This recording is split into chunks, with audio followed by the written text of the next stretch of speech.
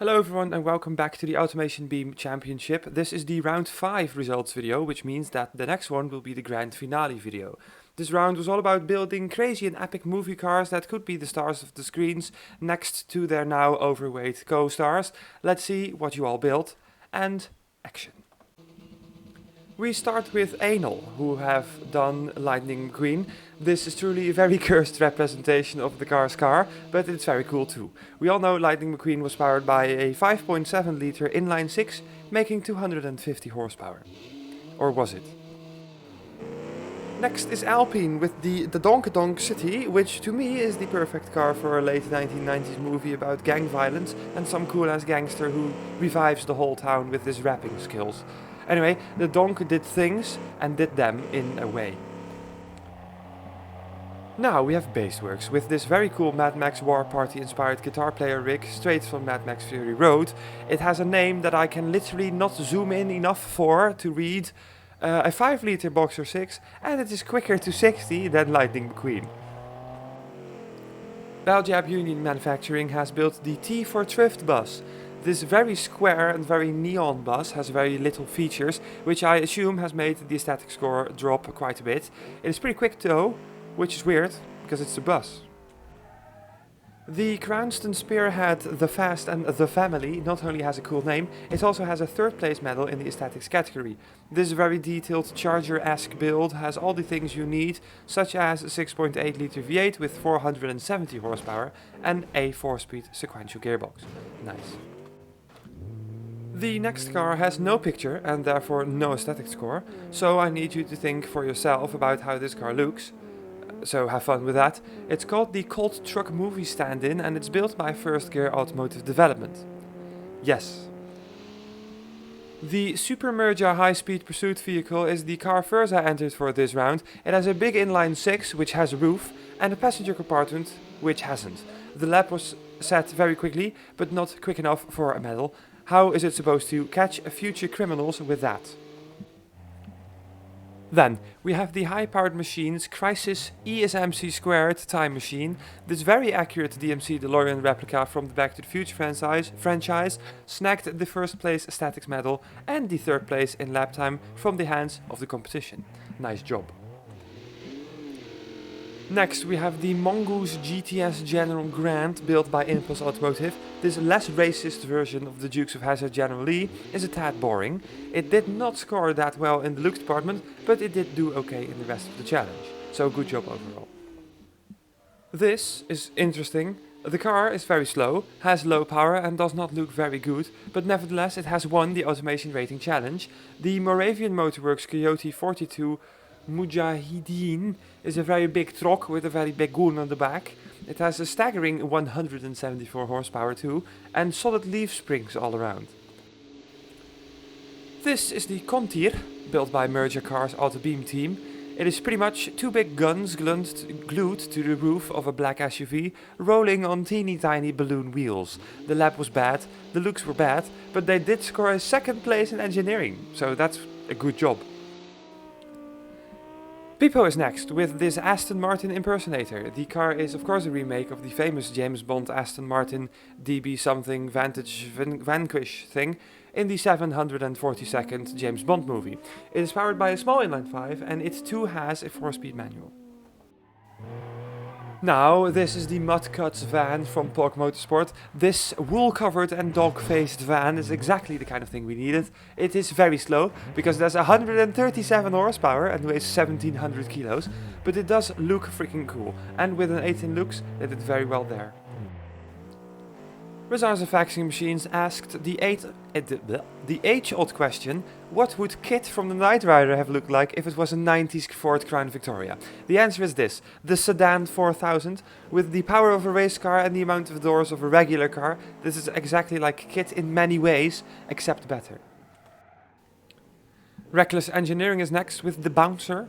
This car is interesting, it has a space frame, a weird-sized 3.7 liter V8 making 250 horsepower, and it has a solid axle suspension in the rear. It is medium quick, and the scores aren't bad, except for the aesthetics, which is bad. Then we have Team Van, who have built the best van ever to van. The Van 20 is of course the replica of the famous GMC Van Jura from the A-Team series. It does have a cursed V6, but whoever designed this van or car, whatever, sure did an amazing job.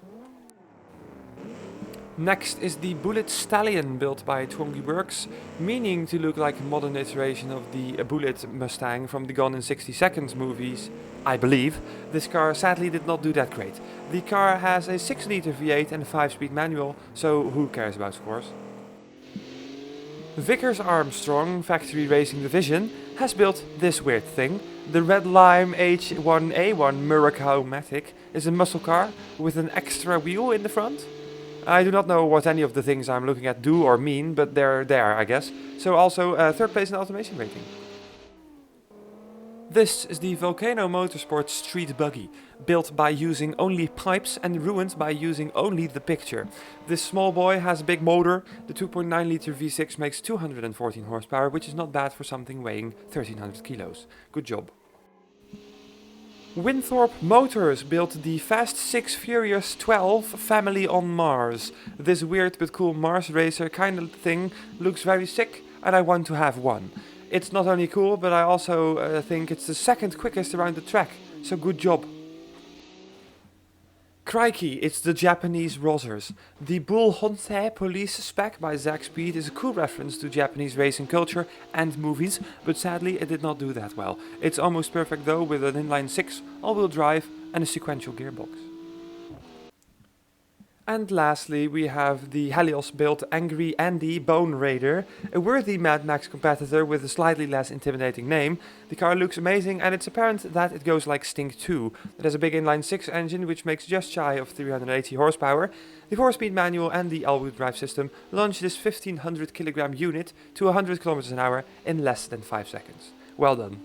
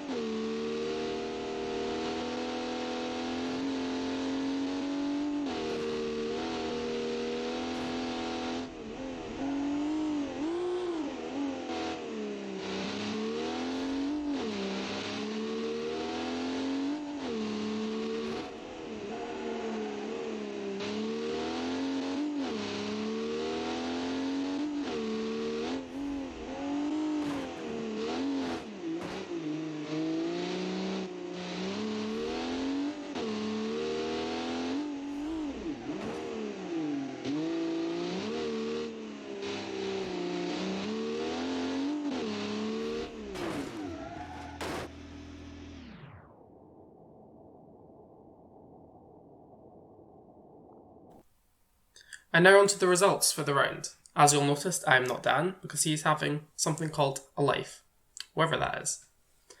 And what a shock, as usual, Strop is the fastest driver, with Critical Set's teammate second.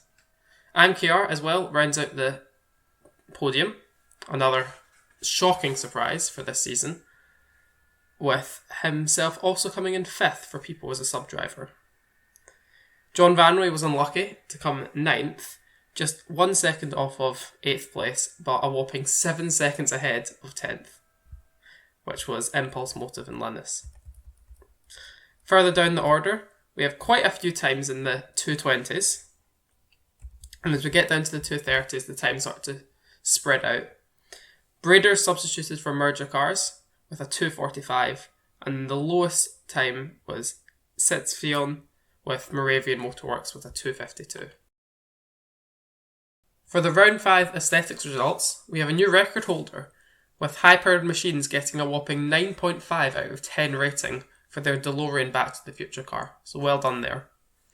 Baseworks and El Cato round out the top 3, with Pog Motorsport having a much improved round, up 20 spots from last time out, back to what we expect from them. Further down the order, another few winners from this round are Volcano Motorsport up 10 places, Beljap Union Manufacturing up 14, Zaxbyt up 10, and People up 12. And now on to the automation rating. Now, Moravian Motorworks came first with 102, which explains their last place in lap time, but amazingly Merja has managed to come second place in the automation rating, despite having a history of not doing so well in this category, including a minus 30,000 rating for one round. So congratulations to Merja on your first podium. Vickers Armstrong Factory Racing Division round out the podium with Furzy Horner Sport and Anal, two great names that I love to say out loud and hope the neighbours aren't listening to, in 4th and 5th. There was a lot of people in the 90s stretching it all the way down to 12, with Helios quite unlucky to be so far down but so close to 100 score. John Ranway did better for this category with 13th, but with a big gap in front of him. Again, the 80 score are busy with Fursky Automotive Development, High-Powered Machines, Rezarza Faction Machines and Alpine. And as we get further down the table, there's a big drop from El Cato to Twonga Works and CF Games R&D Sport. And now on to the full round 5 results. What a surprise, we have Helios up at the top, as we come to expect this season. Although High-Powered Machines and Winthrop Motors tying on second on 68 points would have actually tied for the lead if it wasn't for the stunt car second place result for Helios. Baseworks and Furza Horny Sport tie on 4th place, with another tie with Vickers Armstrong Factory Racing Division and Anal tied in 6th place. Despite coming first in the stunt car video, well, winning by default because 80% of the people that submitted broke a rule, Rezarza Faction Machines could only manage 8th place. And further down the table, People had a much improved round, 14 places up, and a shout out to Merja Car's Auto Beam team with their highest ever point scoring finish with 41 points, thanks to the second place in automation rating.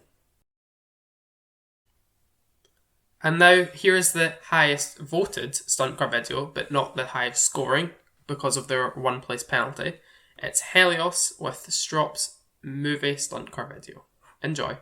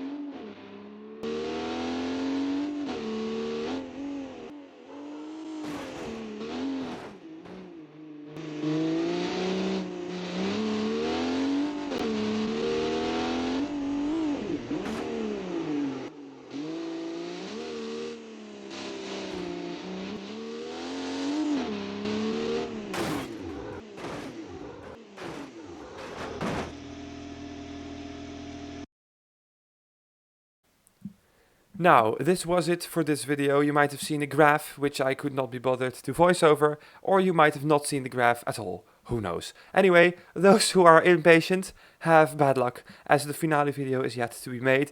Are you sure about that? Which will show you all the results and other cool things. See you there, and thanks for participating.